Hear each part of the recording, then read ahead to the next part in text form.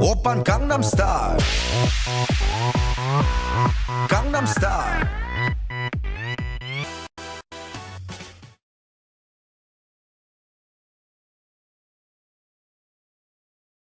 So Chris, what do you think this meeting's all about today? I don't know, man. It's probably about the fact that you never wear pants to work. What do you think, Sarah? I don't know, but I sold that Scentsy stuff on my lunch break, so I better not be in trouble for that. That was my time. Oh, okay. Hold on. Here comes the boss. Everybody quiet, everybody quiet. Yeah, you heard me. Look, I'm going to eat 800 pounds of kitty litter delivered to the department today. And that time's not going to work for me. I need to hear by noon. Seriously, it's a mess. Okay. Yeah, all right. I got a meeting. Well, I got to go. Hello, everybody. I'm glad you guys can make it on time for once today to our mandatory meeting. There's been a lot of complaints going around the department, and also I feel like we've lost touch with what we're really all about here at analyzing the results section of Articles RS. So first, let's go into the agenda, which you all should have gotten in your emails. So I'm just going to skip down a couple here.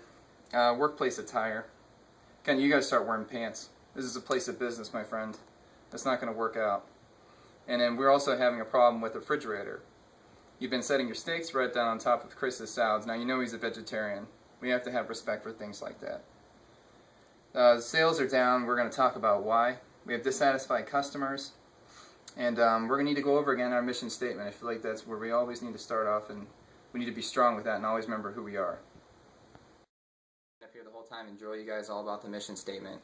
You guys know it. You know it by heart now, and I don't really care. What matters to me is that you guys know what our company is about and that why we're here. The other day I come walking in, and Sarah was on the phone with a customer telling that we don't specialize in any results analysis of any kind. Chris the other day was helping a customer come walking in by telling them that we were closed and it was 11 o'clock in the morning. You know, I think that we all need a little re-education, including myself. So that's what we're going to do today. First alone. Alright, come on. You guys have to be serious. I expect you to take notes this whole time and actually pay attention for once. Guys, in order to analyze the results section of an article, we discuss the analysis of bias and reliability. We report the findings of your study based upon information gathered as a result of methods gathered. So we'll simply state the findings with no bias, no interpretation, and arranged in logical sequence. The results should be written in past tense. And it is important to remember that results of a study do not prove anything. 1, they can only confirm or reject the research problem.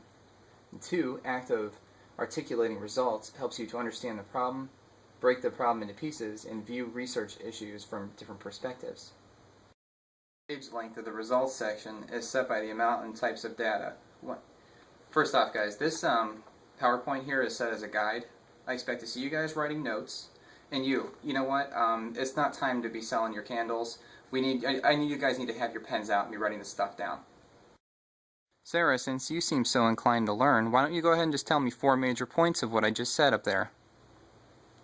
About the page length?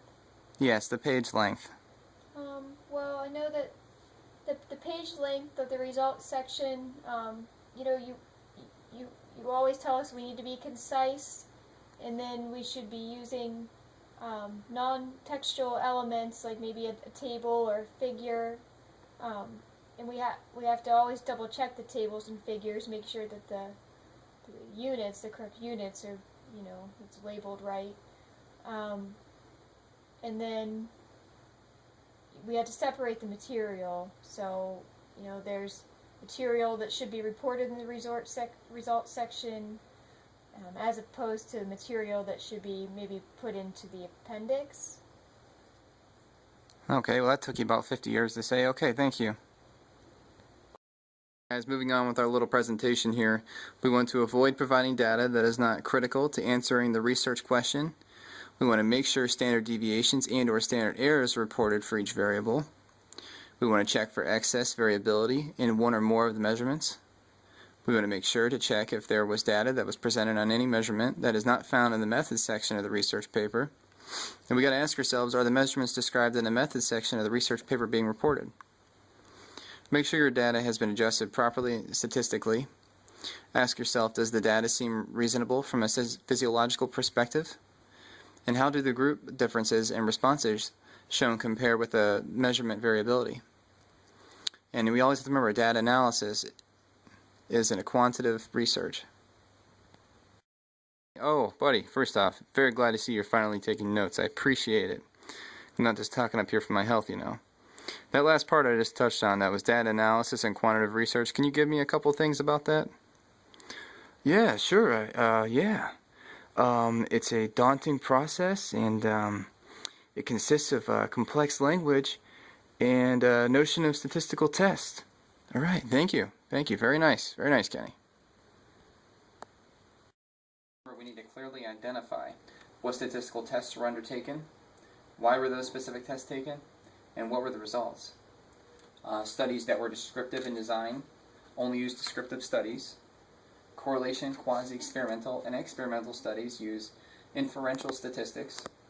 So, Inferential statistics tests are warmers used from to Walmart identify that, a relationship no, you really or want to difference use between a one of our variable that is warmers. The statistically waxes, significant. they melt a lot better, Quantitative and studies one of our identify the warmers, lowest level of and significance as it's P, usually which stands for probability. those are much better, and Researchers it's a put really their good findings of value. data analysis under the I headings could of the research get you a question. deal if you could pay up Hey, front. what's going on over there?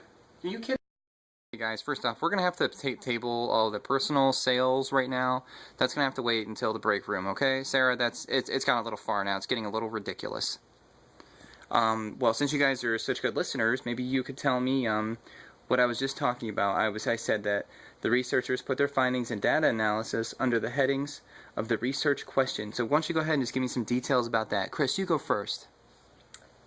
It helps the reviewer determine if the results that are presented clearly answer the research question.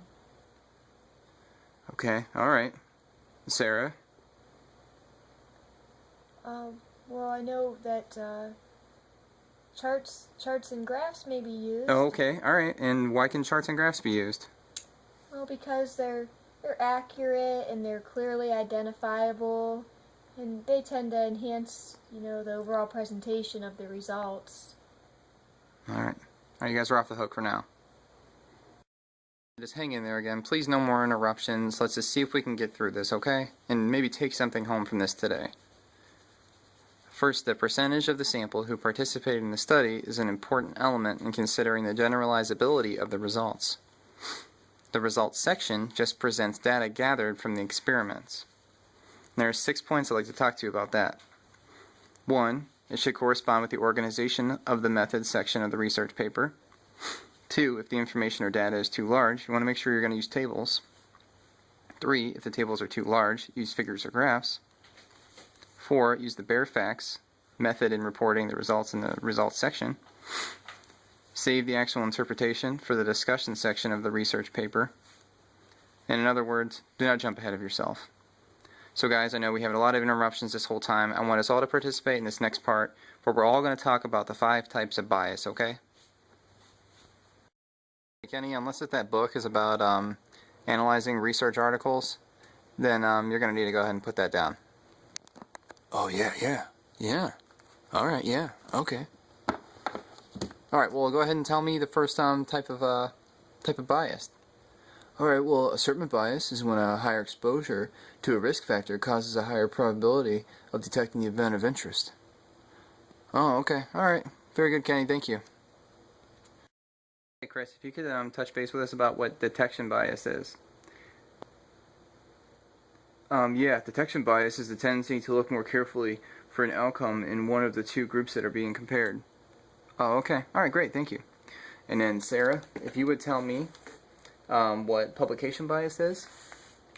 Yep, publication bias occurs when the publication of research depends on the direction of the study results and then whether they are statistically significant or not.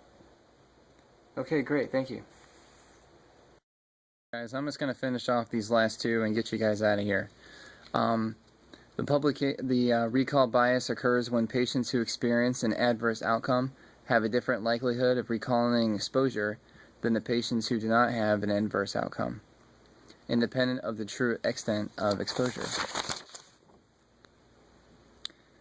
The last but not least, selection bias occurs whenever a treatment is chosen by the individual involved. Another form of selection bias is called volunteerism, where the study entrant selects him or herself. The last two things I want to touch with, guys, before closing us out here is the discussion of reliability. Reliability is the instrument ability to consistently and accurately measure the concept under the study. And two, if the instrument has been adapted in any way or is being used for a new population, then previous validity and reliability will not apply. In these circumstances, the researcher should indicate how the reliability and validity of the adapted instrument was established. Alright guys, well I really appreciate you guys showing up today. You know, we had some distractions, but I felt like we got through it. We got our points across. So let's get back out there and let's take care of business here, analyzing the results section of the articles R Us.